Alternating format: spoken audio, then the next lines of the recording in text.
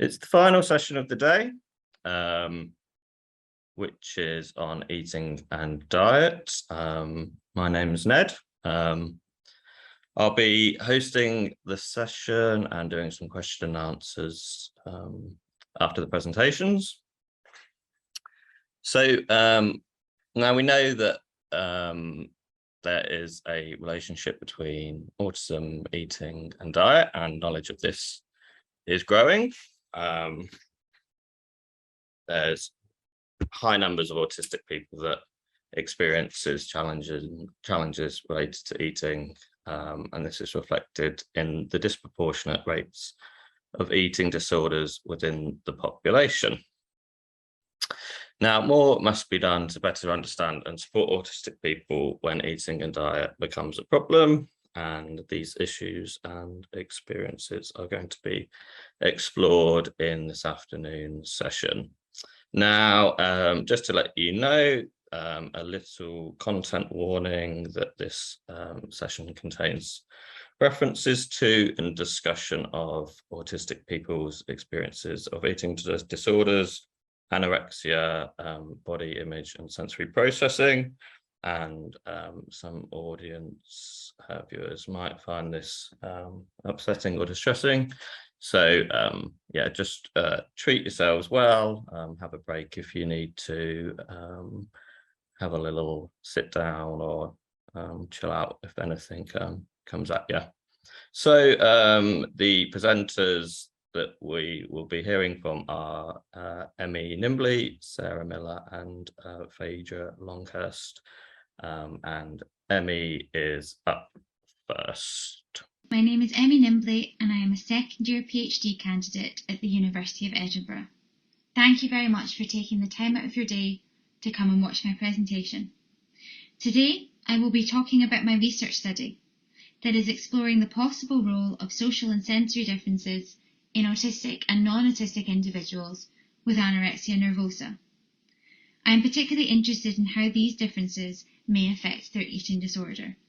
I have been conducting this research with my wonderful colleague Ellen Maloney and my amazing supervisors Carrie Gillespie-Smith, Helen Sharp and Fiona Duffy. Today's presentation will open with me providing some background literature and a study rationale before taking you through my specific research questions. We will then be looking at the details of my methodology with a focus on my chosen population before discussing preliminary results and reflecting on the process so far. Over the last 10 years or so, research has consistently highlighted the overrepresentation of autism in eating disorders. While recent research suggests that autism may be elevated across binge eating disorder and bulimia nervosa, the majority of studies conducted to date have looked at restrictive eating disorders, specifically anorexia.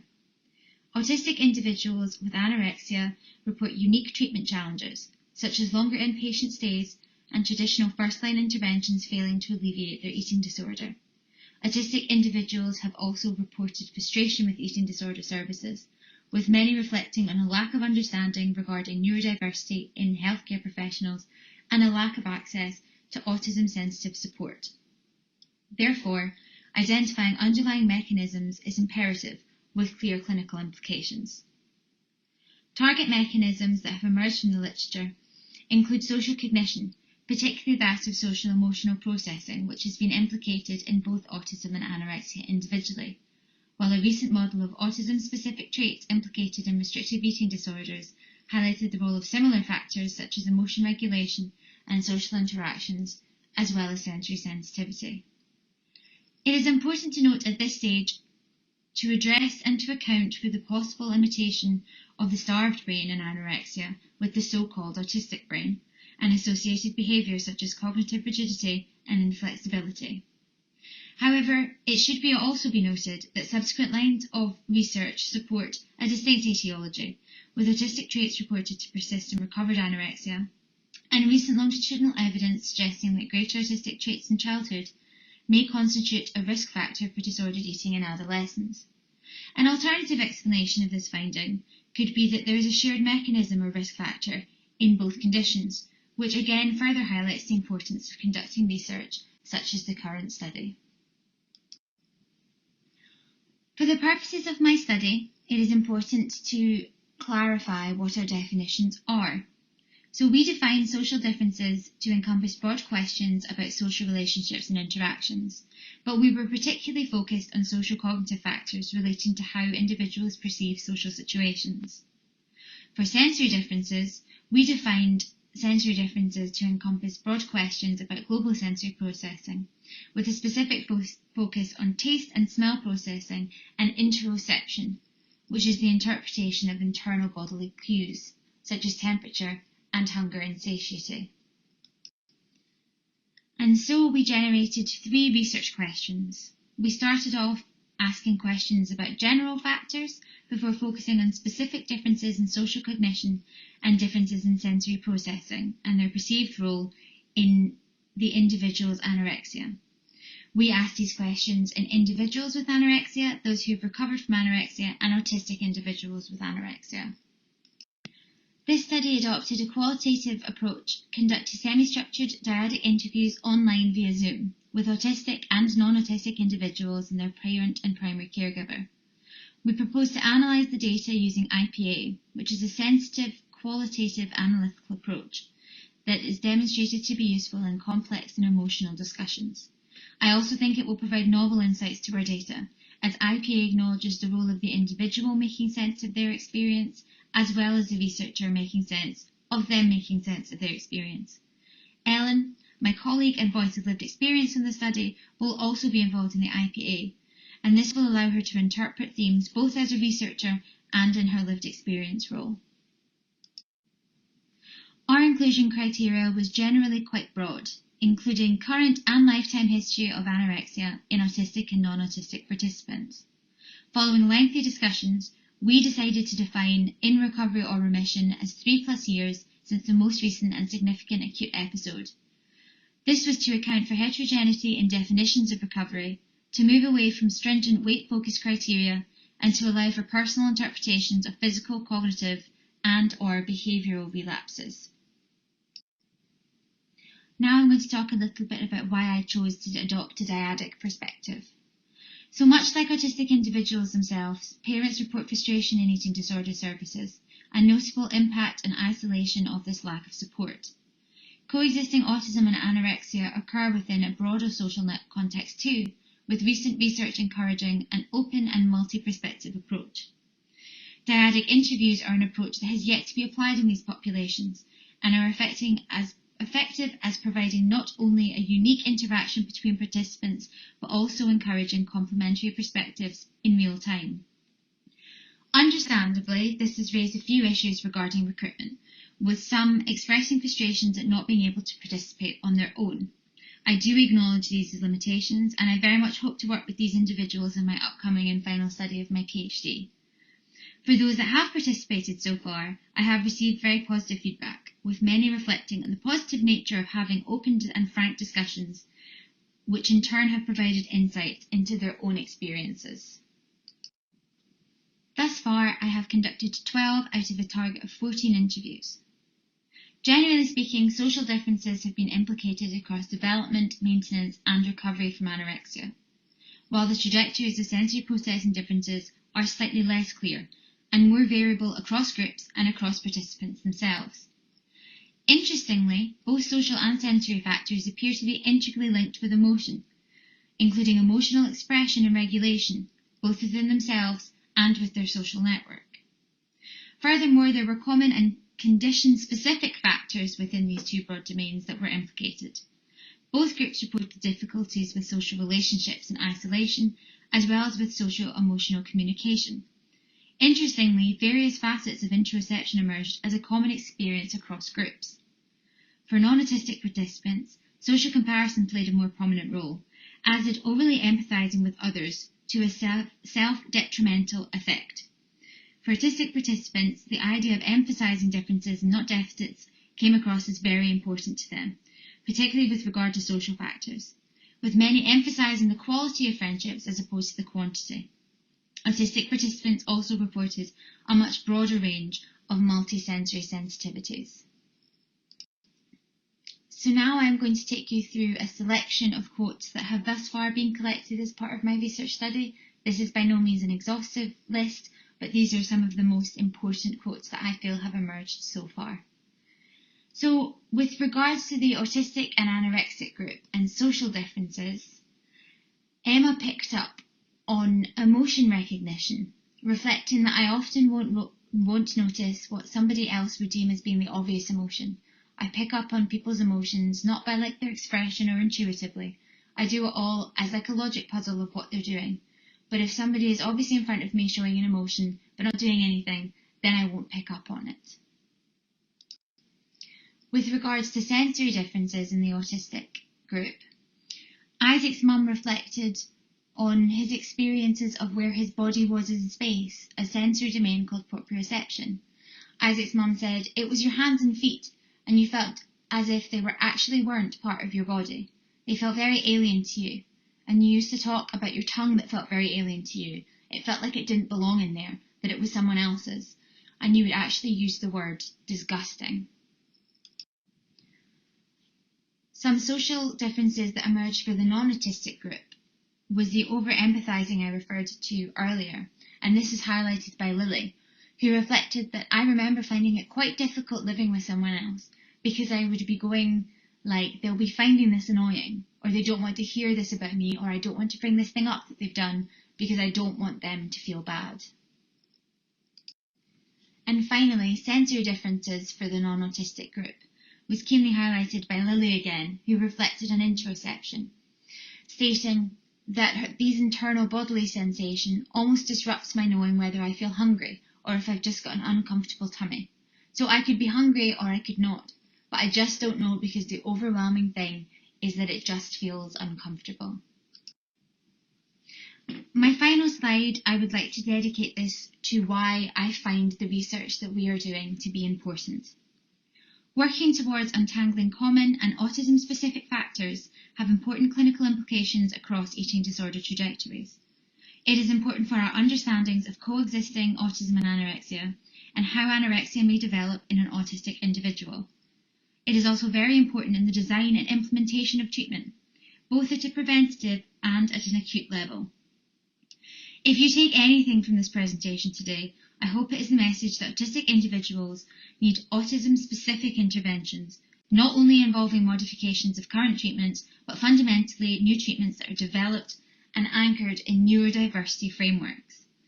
This has important and urgent implications for practitioners, particularly regarding cross-service training and communication. And finally, here is a list of my references. Thank you very much for listening to my presentation today. I am looking forward to hearing any and all questions and having exciting discussions about moving this field forwards. I will now hand back to the chair of this session, who will introduce the next panel presentation.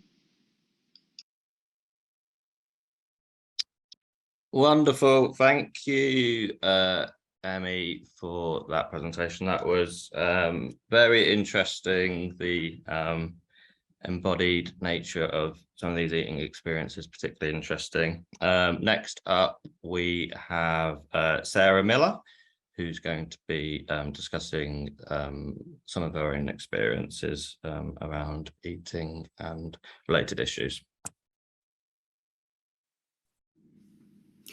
Hi, I'm Sarah, I'm 22, and I'm going to talk today about an issue that has directly affected me for most of my life, really, which is having a restrictive eating disorder while being autistic. Now, you may well have guessed from the title of my presentation that my particular eating disorder doesn't quite fit into the typical categories of anorexia nervosa or avoidant restrictive food intake disorder.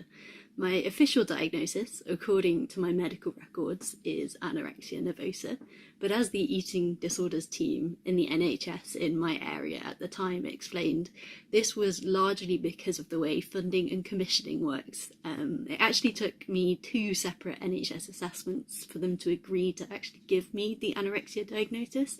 So at the end of the first assessment, they explained that I did technically meet the anorexia nervosa criteria, but I didn't present like their typical anorexia patient. And so, to use their terminology, my cognitions weren't quite typical of anorexia. So they weren't convinced that anorexia was quite the right diagnosis for me. It's worth mentioning that at this point in time I hadn't been diagnosed with autism, so they didn't know to factor that into the diagnosis process. To give you a little bit of background, I've been an incredibly fussy eater ever since I started eating. I have a list of approximately 15 or so foods that I will actually eat. My parents had a lot of difficulties whenever we tried to eat out anywhere, both with me and my younger sibling, who is also autistic, and not very conveniently, their sensory issues are quite different to my sensory issues with food. As those of you here who are autistic might understand, I had a very limited palette of quite plain, same foods that I would eat repeatedly. But I'd only eat very specific brands of each, which was another problem really for my parents when there were shortages of those brands.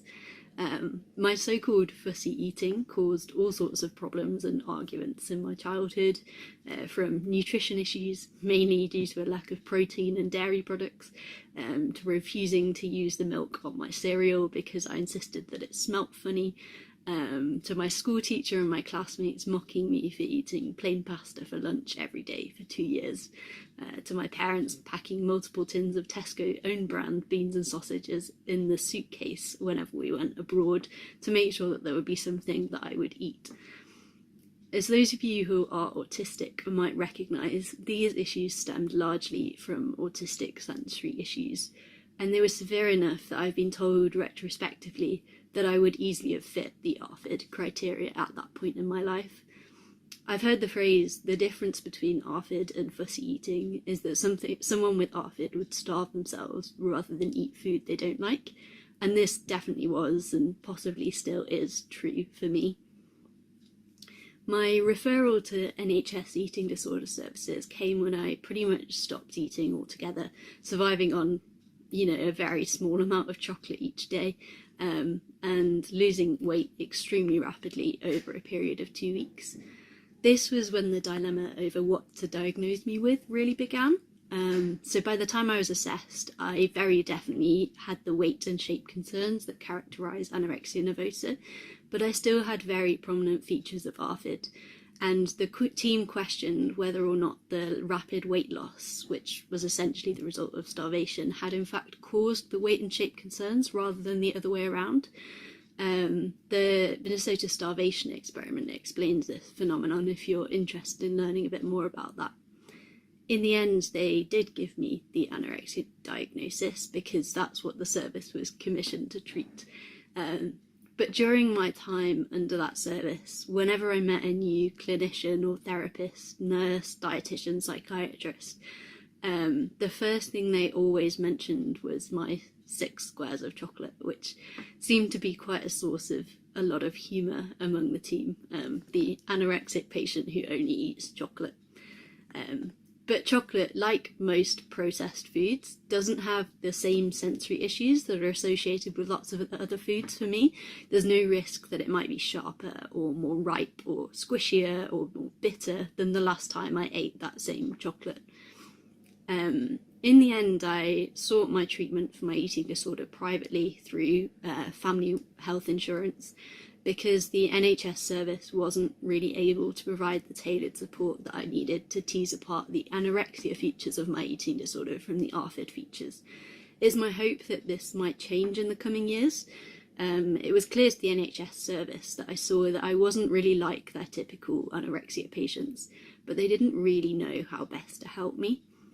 What was really helpful going into my private treatment was that I had very recently been given my autism diagnosis, so this helped explain some of the sensory issues with food that had been so problematic under the NHS team.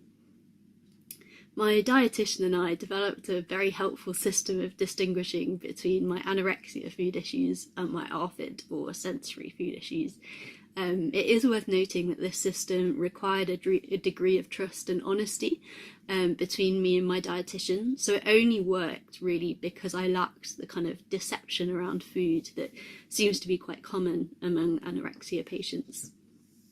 We started our meal planning work by creating a list of food likes rather than a list of food dislikes, as this was a much shorter list to compile, and then we supplemented that with things like no hot liquids, no bread, no potatoes, foods that just I really couldn't bear from a sensory perspective.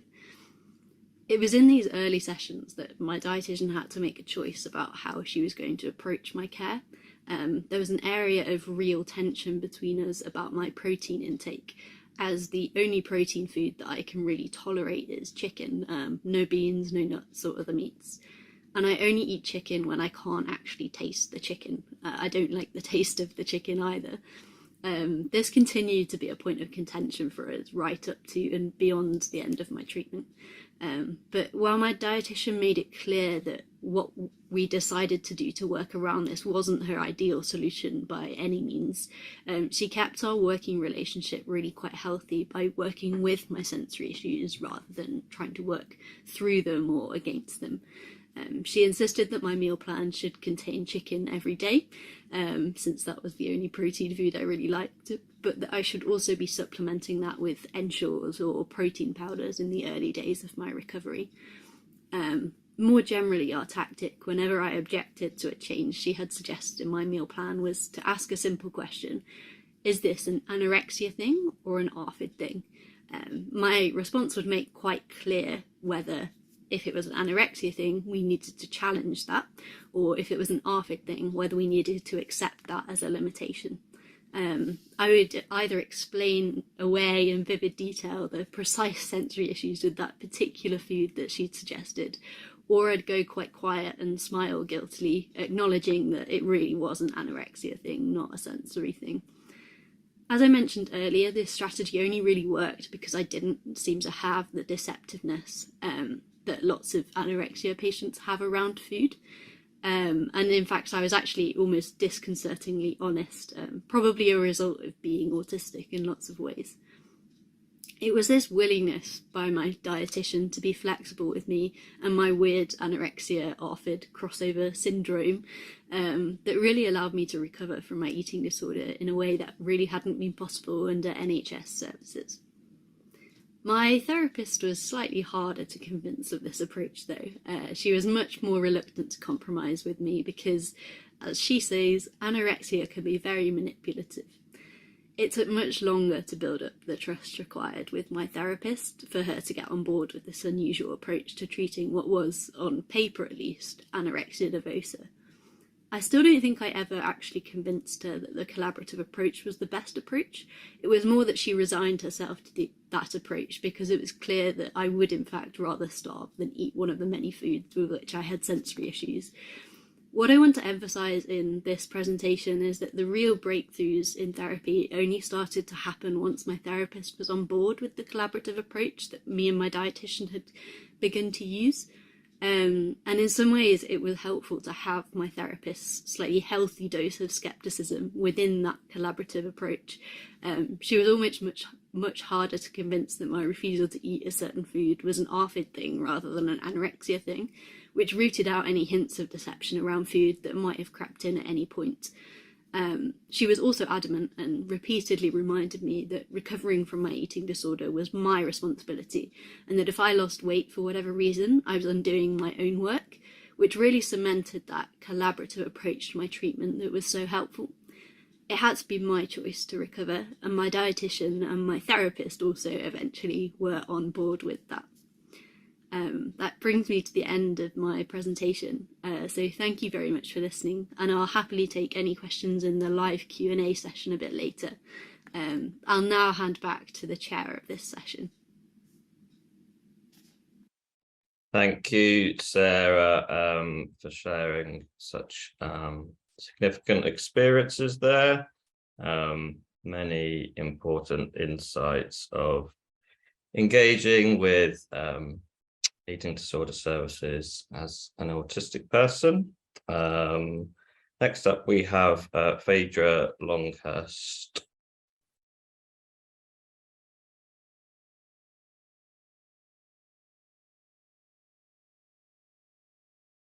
I'm a research assistant at the British Association for Counselling and Psychotherapy. Today I'll be presenting you a narrative review which proposes a preliminary model of negative body image and disordered eating for autistic individuals. So I'll start by defining negative body image and eating disorders. So eating disorders are life-threatening psychiatric conditions which affect psychological, physical, and social well-being.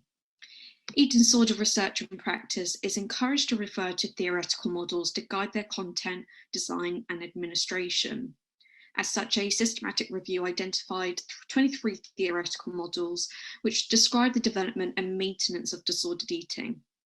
A majority of these models are based upon cognitive behavioral theory and suggests negative body image or body dissatisfaction, so the negative evaluations, perceptions towards one's body, as a prominent risk and maintenance factor.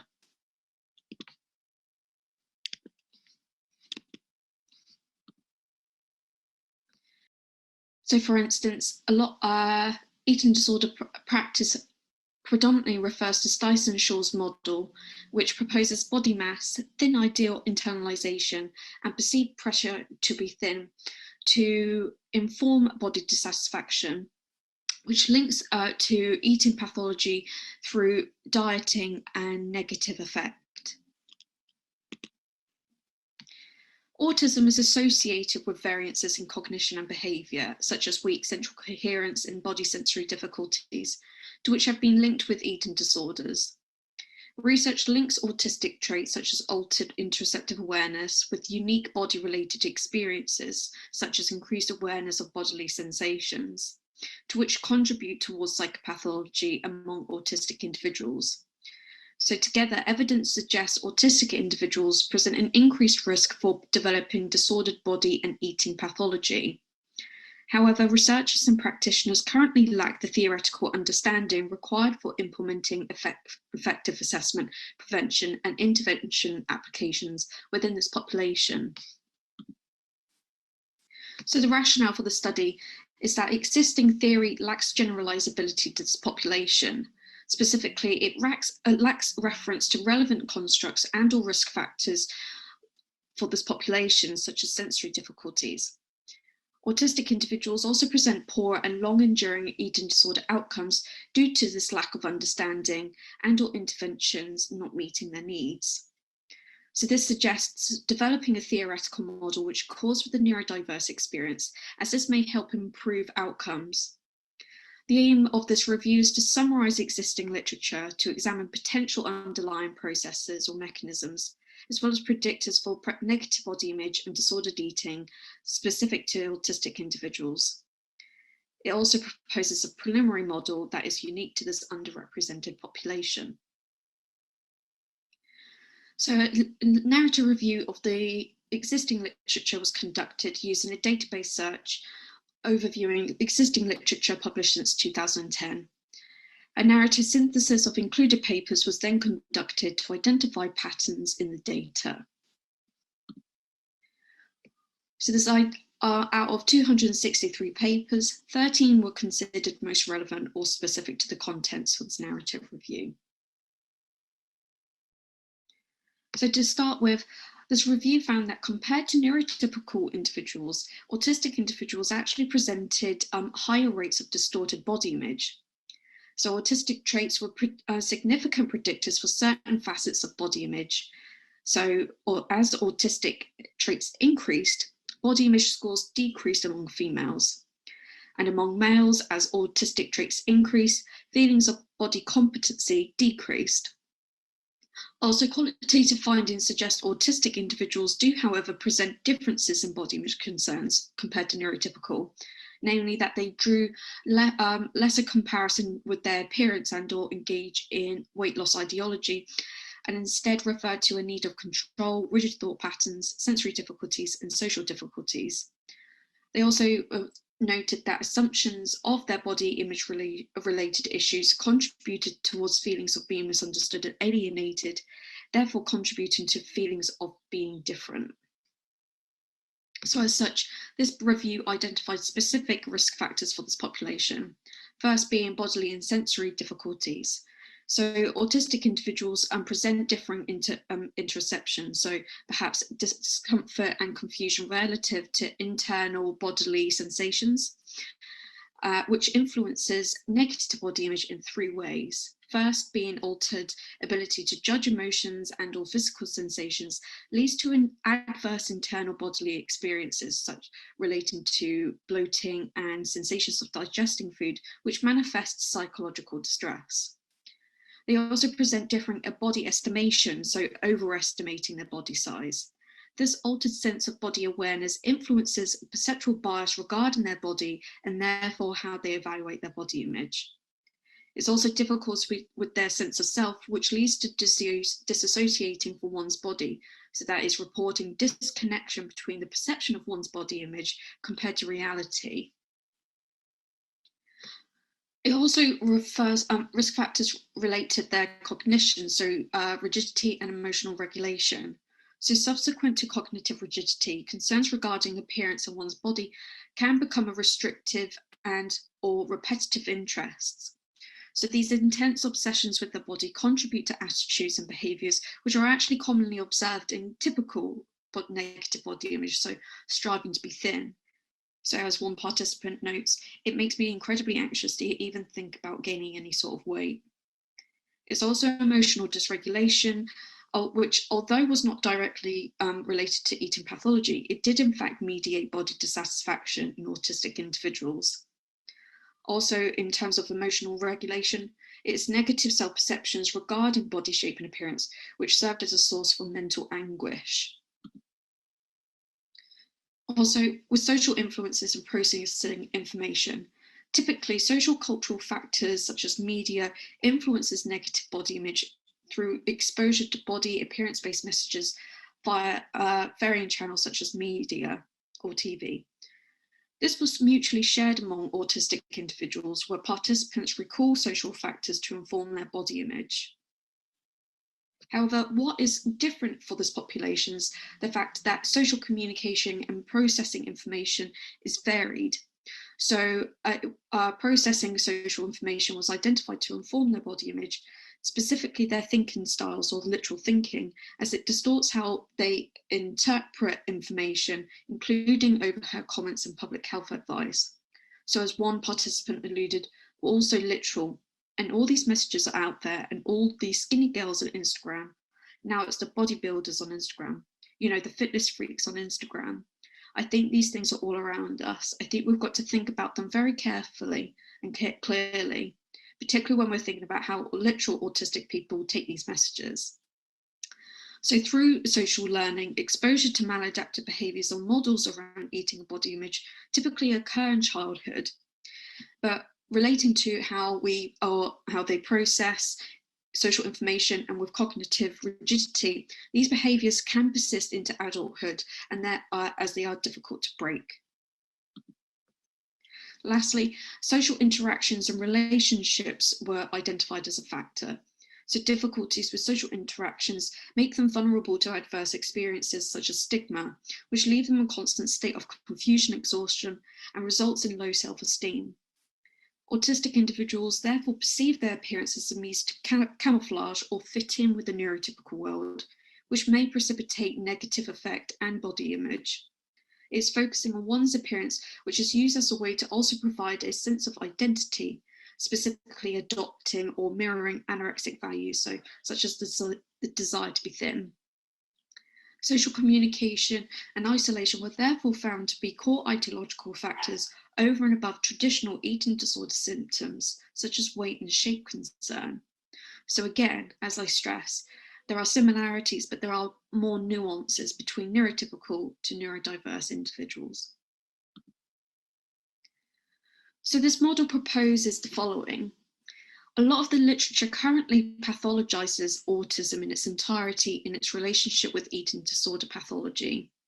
So instead, in order to depathologize autism, this model specifically proposes internal factors relating to autism. So specifically cognitive rigidity, emotional dysregulation, body sensory difficulties, self and identity concerns, and thinking styles. Also, this model would really like to point out that internal factors may precipitate disordered eating, however, not in its typical presentation, and therefore doesn't inherently mean pathology. So disordered eating in this population may refer to accidentally missing meals or accidentally binging, and they may also restrict certain foods in order to manage sensory difficulties. Conversely, internal factors may actually directly mediate or precipitate eating disorder pathology. But more specifically, or alternatively, internal factors may predict body image, and therefore, which then links to eating disorder pathology. Another suggestion is that external factors may mediate the relationship between internal factors and negative body image, and therefore eating disorder pathology. So it's external factors that are beyond the autistic traits. So it's external or environmental characteristics. So interpreting social messages, the social confusion, and the means of having to social camouflage or mask. So these external factors may directly link to eating disorder pathology. So that is, the individual may not actually report negative body image or any concerns regarding their appearance. Or, as I've already stated, the external factors may mediate the relationship between internal factors to negative body image, precipitating or manifesting eating disorder pathology. So to conclude, this is the first study to explore negative body image among the neurodiverse population, highlighting that negative body image is an issue for autistic individuals. However, they do present unique underlying mechanisms. However, this narrative review may have excluded or unidentified relevant papers, which therefore reduces its inferential confidence. This preliminary model is also based upon studies which examined eating disorder pathology without explicit attention to negative body image, and is therefore tentative. However, it did identify limited theoretical and empirical findings among this population, including qualitative accounts and psychometric evaluation of existing measures for body image. So this review therefore suggests that investigating the predictors, correlates, and consequences of negative body image within this population will eventually, hopefully, enhance eating disorder practice. Thank you for watching this presentation. If you have any inquiries, then please do not hesitate to get in touch with me via email or by Twitter. Thank you.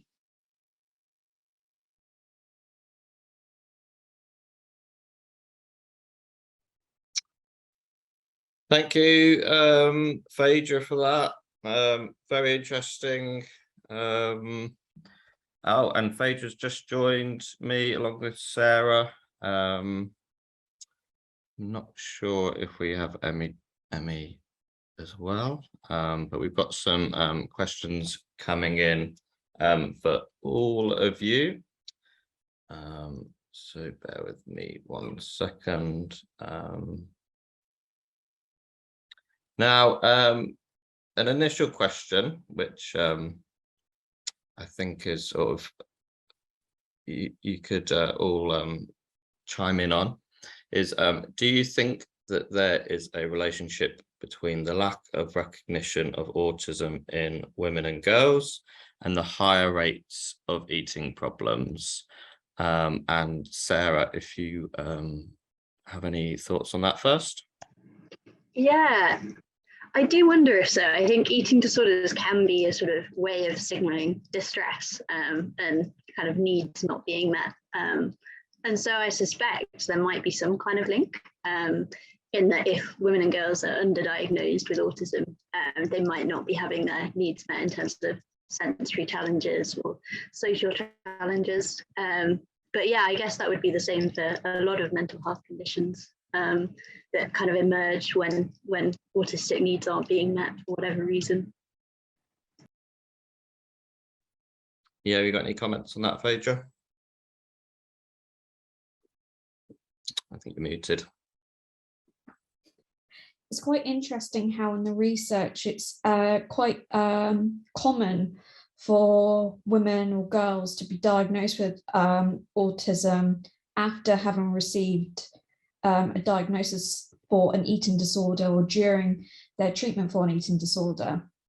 So it seems to be very much the case that they're receiving the diagnosis of autism after the eating disorder. So it is kind of like the case of a chicken and the egg sort of argument. But I agree with Sarah in that it is often eating difficulties can be such a manifestation of experiencing the world as an autistic person.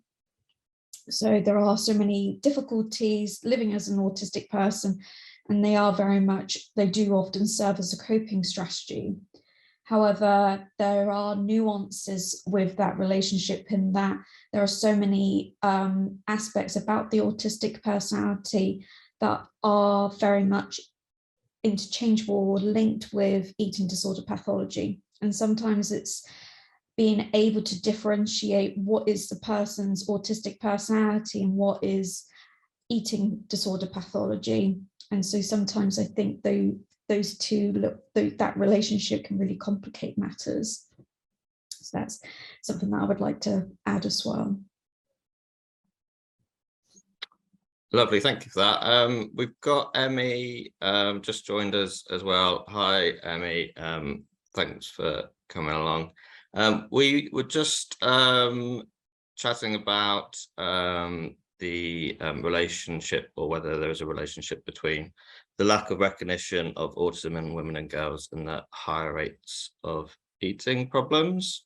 I don't know if you've got anything to add to the discussion. Sorry, I'm having such bad technical issues. I hope you can hear me. Can you hear me? Oh, good. So yes, I don't know what's already kind of been said already, but I think it would be kind of, it does typically happen more with women, I would agree. It may be kind of like unique societal pressures, that kind of like misdiagnosis or underdiagnosis in childhood kind of manifesting as disordered eating in adolescence for whatever kind of pathway that there is. And I don't think there would necessarily be a universal pathway. For some people that might be more sensory stuff, for other people that might be more social comparison stuff, for another person that might be more kind of like body dissatisfaction and stuff. But yes, I would say that from my discussions and from like my readings and stuff, there is definitely an association between a misdiagnosis or an undiagnosis, particularly in females in childhood, that does, for whatever reason, put them at a greater risk of developing an eating disorder later in development. Lovely, thank you for that. One for you, Sarah, although by all means, if anyone else has any comments on it, it's quite specific, but it's someone says, I've heard that there is some correlation between neurodiverse conditions, specifically ADHD and celiac disease. Oh, this is for everyone. So have any of the speakers had any experience of a relationship between celiac disease, autism and eating disorders? Just if anyone has, then chime up. But so I don't have celiac disease, but I do have a number of allergies, including wheat allergy, actually. And I think there's a difference between celiac disease and wheat allergy. I think it's a different immunoglobulin involved in the process. But I personally found that once I had medical confirmation of my allergies, it was much easier to navigate the process of getting treatment for my eating disorder that took account of my allergies and didn't try to feed me foods that were going to cause a reaction. So if you have celiac disease, I imagine you've got medical confirmation of that, which should kind of ease the process a little bit. And your doctor should be able to see that they shouldn't be feeding you any food with wheat or anything in it or gluten in it. But I think there is some kind of connection, at least the research I've done suggests that there's a connection between the way the immune system functions of autism. Quite a lot of the research is still in quite early phases, so I think there's more to be done in this area, but definitely things to do with mast cells seem to be quite common with autism, so issues with mast cells kind of regulating themselves properly, which plays a part in reactions to various foods and things. So again, that's quite an early stage of research, really. There's not a huge amount exploring exactly why that's the case, but there does seem to be, some anecdotal and research evidence that there is a link between being reactive to foods and being autistic. I think I'd like to add something as well, especially in the realm of digestion or gastrointestinal conditions. So whilst this may not necessarily specifically relate to celiac disease, although it's quite interesting as a lot of these conditions like celiac and Crohn's runs in my family. So I have quite a hands-on lived experience of it. And I suffered quite severely with IBS. So speaking quite generally, I think given that that autistic individuals will have altered interoceptive awareness and sensitivity, so it's that awareness of internal bodily sensations, and it's also articulating those sensations and that experience. I think naturally, as we would all imagine, these conditions can be quite an aversive experience to go through, both in terms of your, particularly with your sensory experience. And so I think often it would very much, this was the case for me with my eating disorder, as my stomach issues very much manifested into disordered eating in order to try and manage those symptoms that I was having. So lots of bloating, upset stomach. So that can have almost a direct link into one's disordered eating. But also I think it's quite interesting to point out that there is research that suggests or indicates that autistic people are highly more at risk to present a functional gastrointestinal condition. So things like slow digestion, problems with soiling. So I just think the whole realm of just gastrointestinal with eating disorders in this community is a really crucial topic to kind of cover. And I kind of think hopefully more will kind of come into fruition in the near future, because I think it's something that is often, again, with many topics in this community is overlooked. So it is a really interesting link, I must say. Indeed, yeah, thank you. Yeah, so much more work to be done on the issue. Something for Emy. Someone has said that you mentioned about social relationships and isolation being factors. Do you think that social relationships and isolation are a potential cause or a consequence of sensory and eating difficulties? I would say that's a really good question. I don't think you could say it's either definitively one or the other. I would say that for some people, it could go that maybe, you know, kind of what Phaedra was saying about having the symptoms and kind of using the eating to regulate her kind of like bloating systems could also apply to kind of social situations. If someone's having difficulties in social relationships and interactions, then as a kind of coping strategy or like as a stress kind of thing, that could kind of introduce elements of disordered eating.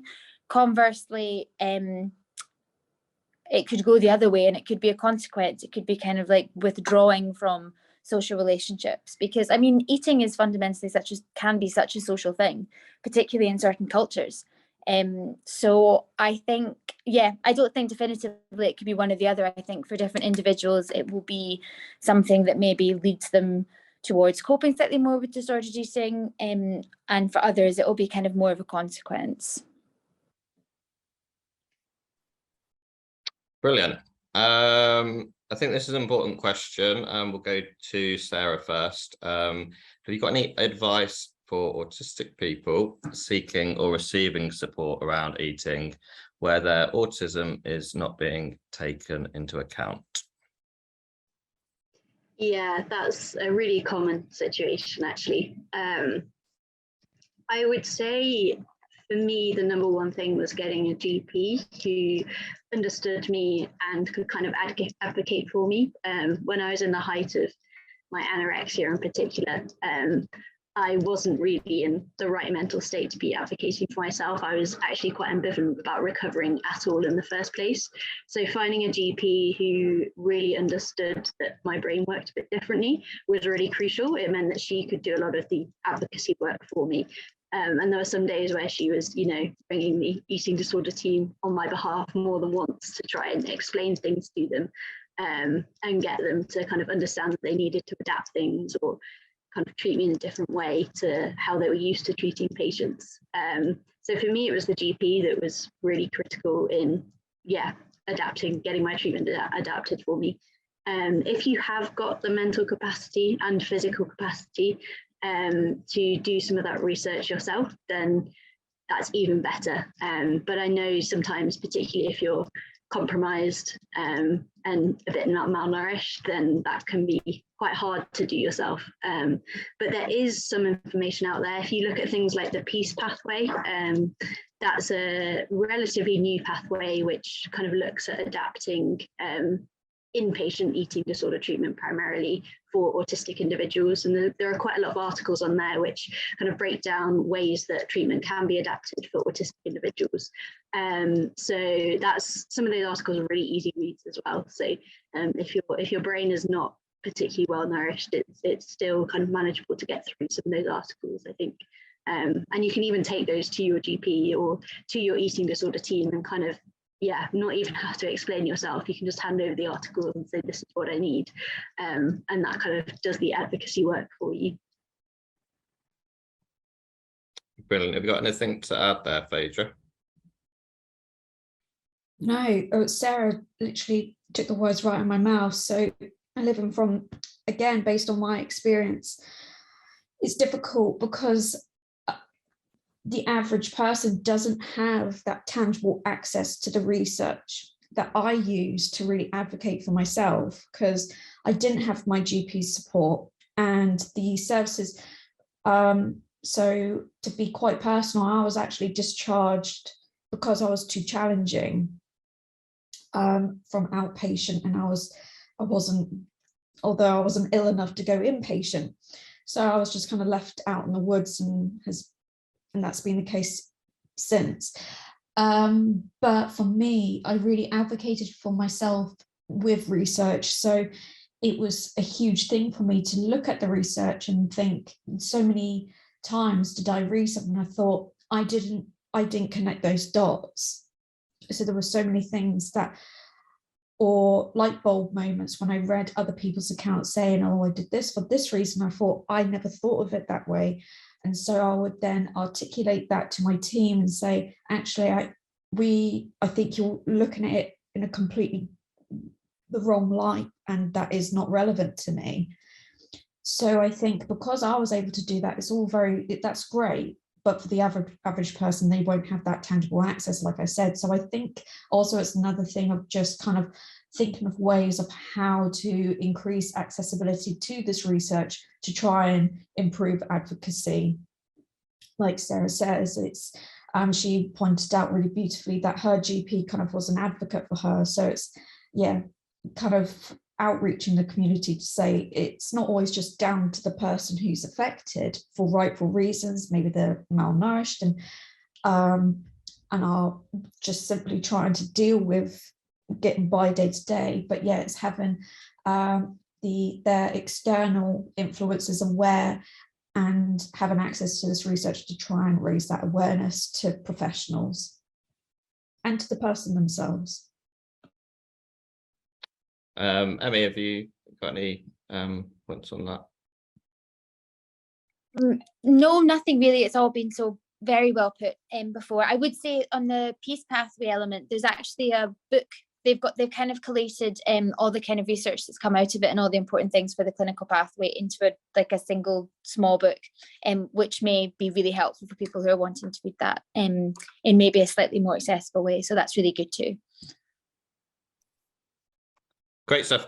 We've got time for one final question, and this really relates to the question that's just gone before, but I suppose it comes from a different angle or perspective, and it's asking what recommendations you'd make to mental health professionals who are seeing atypical eating disorder presentations, and they aren't sure that they can meet someone's needs. So essentially, what advice would you give to mental health professionals who are engaging with potentially autistic people, I suppose? Phaedra, would you like to take that first?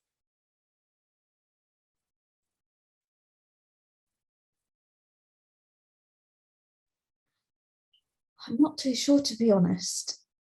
That's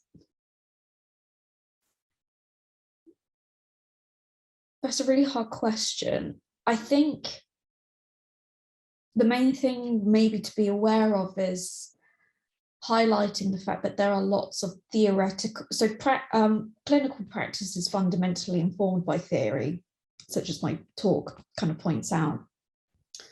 And it's having that awareness and consideration that there are lots of gaps in theory, particularly regarding neurodiverse groups and atypical presentations. And so just having that awareness might help encourage people to kind of, although we have the nice guidelines for rightful reasons, it's making sure that they are implementing any sort of care, regardless if it's an eating disorder, any mental health difficulties, or even physical health difficulties. It's making sure it's as individualized as possible, because every autistic person and every mental health presentation is going to be different. So to kind of create this blanket approach is just, it's never going to work in any population or social group anyway, but particularly, it's really particular for the neurodiverse community, because we are so sensitive to different nuances. So it's just having that, it's emphasizing individualized care, I think, definitely, and having a bit more consideration of what theory is out there, but more than anything, what is lacking in theory. Brilliant. Emy, have you got anything to add? Yeah, I would completely agree. I would build on the kind of individualized element, because I think particularly with like neurodevelopmental, neurodiverse pathways, and maybe kind of specialists, particularly with eating disorders, I can only kind of come at this from an eating disorder perspective, but they are quite, when they diverge in terms of pathways. So it might be quite a long time ago that eating disorder clinicians, for example, had any training. So it is something to be aware of. I would just read as much as you can about the situation, and I wouldn't underestimate how much of a difference a small modification can be if it's something as basic as the environment that you can conduct your therapy or whatever kind of services in, and just fundamentally speaking to the neurodiverse person, speaking to them about what little things or big things, but I would start with the little things first, could make a difference. And I think you'd be surprised at how good like a foundation block that could possibly be. Thank you. And finally, Sarah, you covered some of this in your talk, but have you got any points on this? Yeah, I think the biggest piece of advice would be don't give up on the patient. It may well be that you are the only person who is prepared to spend that time with the patient trying to get their care right. And if you give up on them, then it might be that they have no one left to provide that support and care for them. So please don't give up on atypical presentations of eating disorders. As Emy and Phaedra have said, doing some research is important. I know if you are a clinician, your time is probably quite pressured. But when you do have a chance to, do a bit of Googling, look through some of the recent articles, that can be really helpful. And also just talk to the patient as well. Ask them what the problems are for them at the moment. Because quite often patients are able to kind of articulate what's going on for them in ways that you might not have expected, and ways that you might not have kind of gathered from your own training as a clinician. I guess you have to sort of balance that with the fact that eating disorders, some of them are by nature quite deceptive. So you have to sort of balance the deceptive nature of some eating disorders against the patient's understanding of their eating disorder and what factors are kind of playing a part in that. But definitely talking to the patient is a good place to start, really. Yeah. Wonderful. Thanks so much. That was a really fruitful discussion, very insightful.